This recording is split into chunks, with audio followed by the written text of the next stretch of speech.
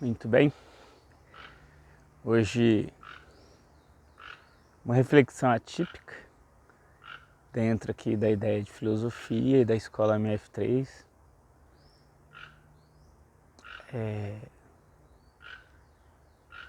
Eu pessoalmente gosto muito de mata e da riqueza de sons, de objetos, que não são objetos, né? São plantas, que também pode ser encontrado dentro da mata. Algumas pessoas ficam curiosas, né, de saber. Eu estou sempre perto de uma floresta, de um bosque ou de uma mata, né, sendo aí o termo de origem de uma língua dos povos que compõem aqui o Brasil, né? E na minha infância eu cresci, né? Nasci na cidade, mas cresci. Já fui fruto dos hospitais, né? Deste luxo. E cresci numa propriedade rural da minha família. E, então é para mim um lugar de uma memória afetiva muito forte. E eu associo esse lugar de afetuosidade, de afetividade com o pensamento filosófico. No contexto de Karl Marx, que é o que nós estamos estudando agora, nas pílulas filosóficas, eu queria fazer uma incursão desta, porque tanto para Marx, quando centra o aspecto, digamos assim, da praxis humana na sua filosofia, obviamente o Marx não exclui outros aspectos. Por exemplo, o aspecto da teoria é importante em Marx, e outros conceitos. A própria tese de doutoramento de Marx, não devemos esquecer, é um tema sobre natureza, entre Demócrito e Epicuro. E então tem algumas coisas aqui interessantes. Primeiro, a gente achar que este ambiente não relaciona-se com filosofia, com pensamento filosófico. Eu digo que é o contrário. O pensamento filosófico tem uma relação muito histórica com a agricultura, com o meio agrário, maior do que a gente imagina. Tem também com a ideia de cidade, com a ideia imperial, tem para todos os tipos e gostos, mas também tem para esta ruralidade, que eu aprecio profundamente, essa junção da filosofia com a ruralidade. São coisas que se comunicam muito. E aí, voltando a Marx, então a praxis, essa escolha da interação humana. E Marx fez uma eleição desta interação. Poderia escolher, por exemplo, a interação humana com a ideia do sagrado. Seria uma interação. Mas ele preferiu estruturar, e tem a sua pertinência, a sua reflexão a partir de uma praxis específica, que é as trocas, que são as trocas comerciais, as trocas econômicas. E no livro Capital, por exemplo, esse é um dos temas iniciais muito estruturante, que é a mercadoria. Ele poderia ter feito várias outras abordagens, mas ele opta por isso. Esse som, que talvez saia, é de um tucano. E os pássaros, quando você está dentro da mata, eles tendem a fazer uma atitude que quando criança se dizia que era vigiar a criança se você estava fazendo arte ou não. Isso tinha um efeito didático muito legal, porque nós, enquanto criança, ficávamos sempre muito atentos, porque a gente sabia que o bicho estava vigiando a gente, né? Mas os tucanos, e eles fazem esse processo de avisar, né, que tem alguém na mata. Enfim, voltando a Marx, então ele escolhe a mercadoria como esse centro. E ele desenvolve aí toda uma reflexão que para ele é a referência estruturante de toda a sociedade capitalista contemporânea. Com isso, o Marx não exclui, quando a gente lê o Capital de modo mais atento, as outras possibilidades que compõem a realidade. Ele apenas, isso ele faz de modo muito explícito no seu texto, nos textos preparatórios deste, que é este o centro. E é a chave de leitura, então, para Marx interpretar, por exemplo, a ideia de direito. O direito, a crítica que Marx faz a Hegel, no aspecto da filosofia do direito, é exatamente que, na perspectiva de Marx, Hegel teria fundamentado a ideia do direito e do Estado naquela figura do espírito absoluto, que foi comentado aqui em vídeos passados, e o Marx diz que não, que na verdade o direito contemporâneo ele meio que produz uma normatividade que é funcional para a ideia da mercadoria, para os interesses burgueses.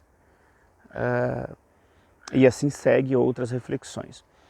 Mas, então, a troca econômica em Marx torna-se o centro da sua reflexão, o centro da praxis humanas. A palavra praxis, a palavra teoria, a palavra poética, são palavras gregas que aparecem na obra de Marx e são interessantes. A poética, por exemplo, é quando você cria um objeto, né? A arte de criar objetos, que seria a poética. A teorética, ou a teoria, é essa capacidade de nos retirarmos do real e processarmos a informação. E a ideia da praxis é esta ação que é propriamente humana. Ela não deixa um objeto, ela não é só um pensar, mas ela é um agir. Isso também tem desdobramentos amplos, porque em última instância, se a gente for pegar Spinoza, que é uma das influências de Marx, o próprio pensar ele pode ser uma praxis. E aí, por isso que a psicanálise contemporânea é uma referência muito importante na escola de Frankfurt, que é uma escola de referência marxista, não propriamente marxista, mas que baseia a partir de derivações do pensamento marxista. Porque no fundo é o pensamento que interessa, na verdade, é esse pensamento que é uma ação. E não um pensamento que é uma fantasia ou uma alucinação, né? Então a praxis é um cipoal de possibilidades. E desta praxis nós vamos extrair uma série de termos que são importantes para o marxismo. A ideia de dialética, que apresenta-se em Hegel, apresenta em Marx, que é o processo de como que as coisas se relacionam e como que o real se movimenta. Então ele absorve a ideia da dialética, centrando que a dialética está nesse jogo do trabalho e não em outro lugar. Para percebermos como que isso se desenvolve, nós vamos observar a relação de trabalho que ele vai chamar de luta de classe. Então será na luta de classes, ou de classe, que nós podemos compreender como é que esta praxis humana se coloca enquanto tese, enquanto antíntese, e que o socialismo, digamos assim, o comunismo lá na frente seria esta síntese. Lembrando que Marx não pensou isto, ele pensou a dinâmica do capitalismo, a mercadoria, como é que se produz a mercadoria, como é que se gera o valor, saindo do valor de troca para o valor mercadoria, o valor monetário, e como é que se produz o excedente, também chamado de mais-valia, que no português brasileiro carrega um significado bem negativo e que em outras partes da lusofonia se utiliza a palavra sem este aspecto que aqui entre nós brasileiros ganhou de um aspecto bem negativo. A mais-valia, de certa maneira, soa para nós como uma espécie de roubo e, de certa maneira, isso tem relações com as tradições marxistas. Pois bem, roubo do trabalhador, né? do trabalho do trabalhador. Nesse processo, por exemplo, temas como alienação se apresenta muito forte em Marx. Quer dizer, a dificuldade de você levar uma vida sem ignorar estes processos. E a ideia de autenticidade. Isso não é um termo exclusivo do marxismo, mas ganhará entre os marxistas algo aí renomado. O trabalhador, por exemplo, alienado é aquele que não percebe o próprio valor do seu trabalho, a exploração do seu trabalho, e que acaba absorvendo como sendo seu ideias que não são suas. De certa maneira, hoje em dia, esse é o grande desafio para todos os setores, né? Esse tema, por exemplo, do trabalho, da divisão do trabalho, da alienação, é tratado na filosofia do direito de Hegel e trabalhado por Marx de vários aspectos. E depois pelo marxismo, que é importante a gente diferir as duas coisas. Então, a alienação é exatamente a reflexão de você tentar produzir por si próprio as ideias que se ajustam ou que se contextualiza a você mesmo e não aos outros. Então, nesse sentido, digamos que aquilo que é verdade para um grupo social, para um segmento social, para uma classe social, necessariamente é verdade para o outro. A experiência, por exemplo, para mim, da ruralidade e etc., é uma experiência que para mim é extremamente dotada de sentido e etc., mas, por exemplo, isso pode não ser para todo mundo. Pode ser muito negativo para outros e etc. Então a ideia de não se alienar é a ideia de você construir, de certa maneira, a sua intermediação com o mundo, de modo que seja construído tendo você como referência, ou a sua comunidade. Porque também não é aí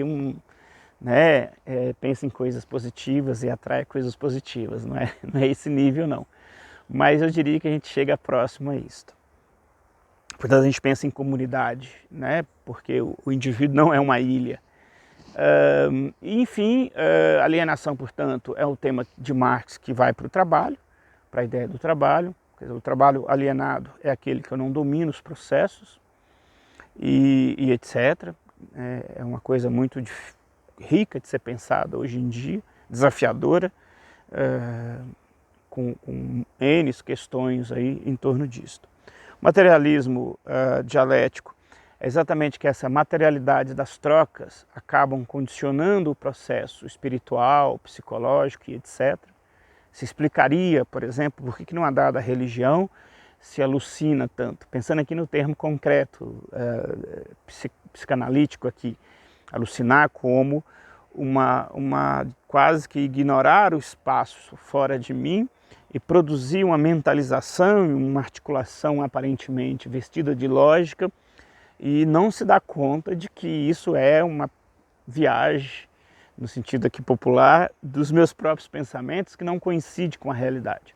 O fenômeno religioso pode servir para isto. Não quer dizer que ele seja isso, mas ele pode servir para isto. E seria o aspecto, por exemplo, da alienação religiosa. E aí toda a crítica marxista cai sobre isto. É óbvio que, como eu já disse em outros vídeos, a teologia da libertação, por exemplo, é um pensamento teológico que não é comunista, mas que faz este redimensionamento do fenômeno religioso e desta praxis como centro da existência. É possível fazer do fenômeno religioso uma praxis humana libertadora ou fazer da praxis religiosa um fenômeno alienante, né?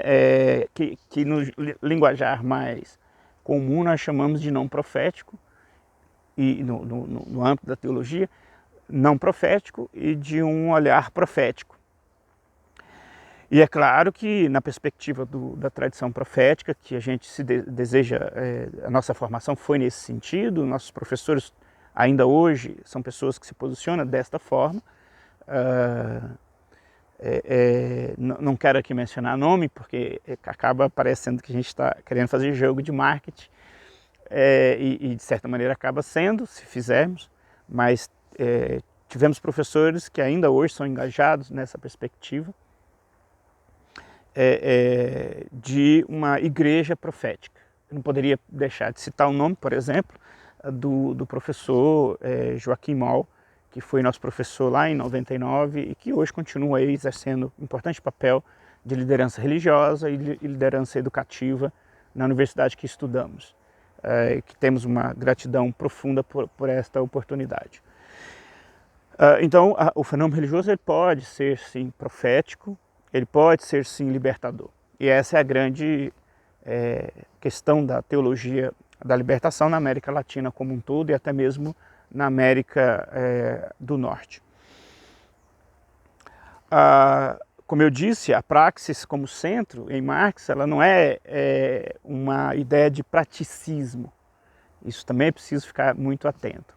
Nas teorias e nos desdobramentos de Marx que foram gerados a partir dele, nós vamos ter, por exemplo, uma ideia muito utilizada na teologia, que é a ideia do ver, julgar e agir.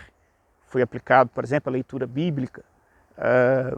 Portanto, a praxis ela não é uma redução ao trabalho físico.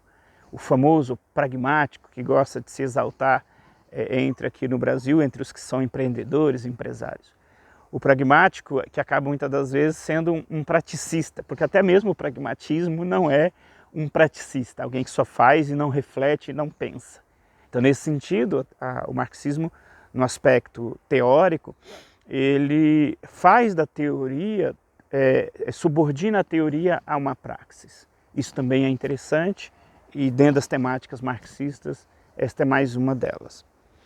Nesse vídeo hoje, aula meio diferente aqui no meio da mata, e a minha ideia era usar um cenário inusitado e destacar, e eu creio que eu fiz em recapitulação aqui, que a praxis marxista ela permite a gente ter um contato mais orgânico e autêntico com o meio que nós estamos vivendo. E para mim, e aí a questão biográfica, este meio aqui, ele é muito fértil em várias perspectivas, de produção, de reflexão. Ele tem um tempo que é orgânico, que não é um tempo artificial, acelerado da indústria. Ele é um tempo mais lento. E é claro que eu estou usando tecnologias, portanto, não é não usar tecnologias, é como fazemos esse uso. Então, o objetivo principal era essa tempestade de ideias derivadas aí dessa ideia de praxis como centro. Muito obrigado, até um próximo.